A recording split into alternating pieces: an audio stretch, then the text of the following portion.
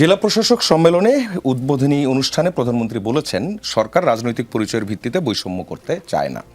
সততা, মেধা এবং দক্ষতাই হবে জনপ্রশাসনে নিয়োগ, বদলি কিংবা পদায়ন। স্বচ্ছতা ও দৃঢ়তার সঙ্গে শূন্য পদে জনবল নিয়োগ, শক্তিশালী পাবলিক সার্ভিস কমিশন গঠন, বেসরকারি সার্ভিস রুলস প্রণয়ন সহ সর্বত্র প্রশাসনিক কাঠামোয় কার্যকারিতা এবং জবাবদিহিতা নিশ্চিত করতে সরকার দৃঢ় প্রতিজ্ঞ বলেছেন সরকার প্রধান। প্রশ্নটা হচ্ছে, প্রশাসনের দলীয়করণের অভিযোগ করেন আপনারা। প্রধানমন্ত্রীর এই বক্তব্য কি আশ্বস্ত হচ্ছেন? মাঠ পর্যায়ের বাস্তবতা আসলে কি বলছে? জি, আপনাকে ধন্যবাদ, সহ-আলোচক স্যারকে ধন্যবাদ জানাই। দেখেন, মাঠ পর্যায়ের যে বাস্তবতা সেটা আপনি জিজ্ঞাসা করেছেন।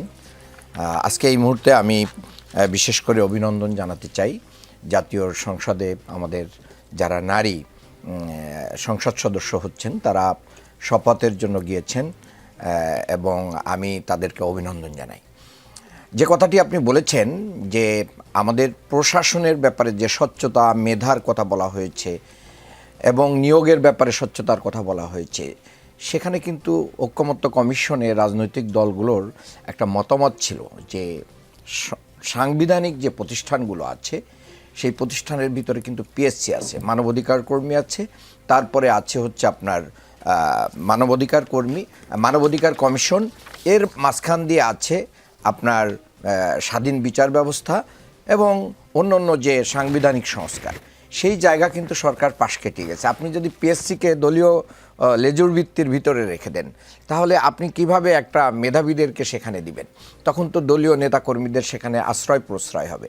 ইতিমধ্যেই জাতীয় নির্বাচনের পরে বাংলাদেশের কয়েকটি জেলা থেকে কয়েকজন ডিসিকে বদলি করেছে সরকার, যাদের বিরুদ্ধে কোনো দুর্নীতি এবং অন্যায়ের অভিযোগ পাওয়া যায় নাই। বরঞ্চ আমরা দেখেছি কুষ্টিয়াতে একজন ডিসির পক্ষে সাধারণ মানুষ নেমে এসে কথা বলেছে।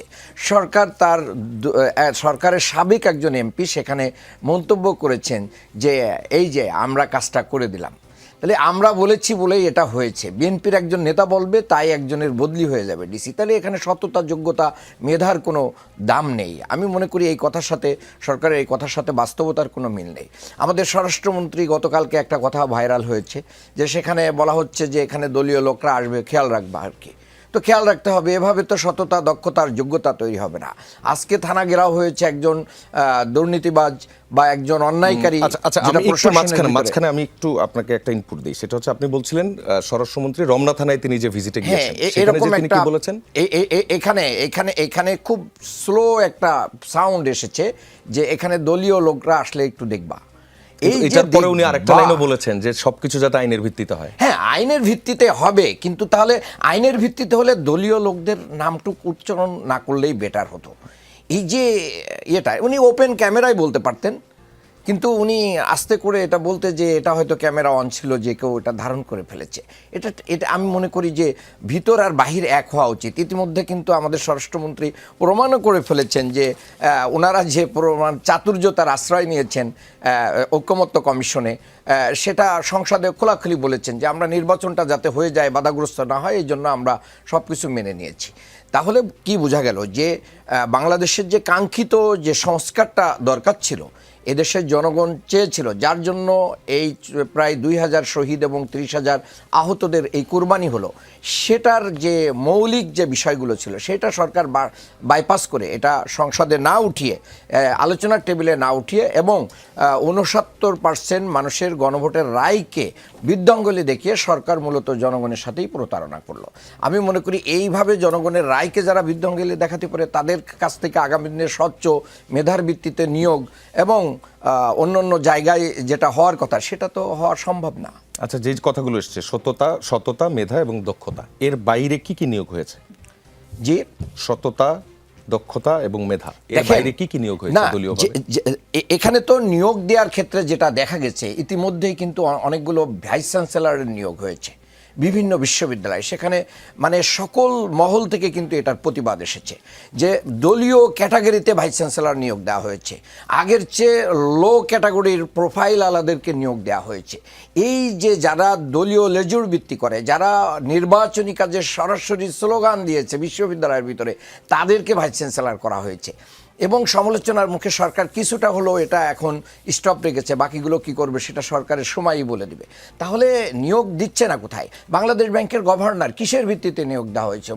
মেধা, সততা, যোগ্যতা, তা তো ঋণখেলাপি, এবং তিনি একটা সোয়েটার ফ্যাক্টরির তিনি ব্যবসা করেন। তো এরকম তো বাংলাদেশের ইতিহাসে কখনো এরকম লক্ষ্য ব্যাংকের কি করা, গভর্নর করা হয় নাই।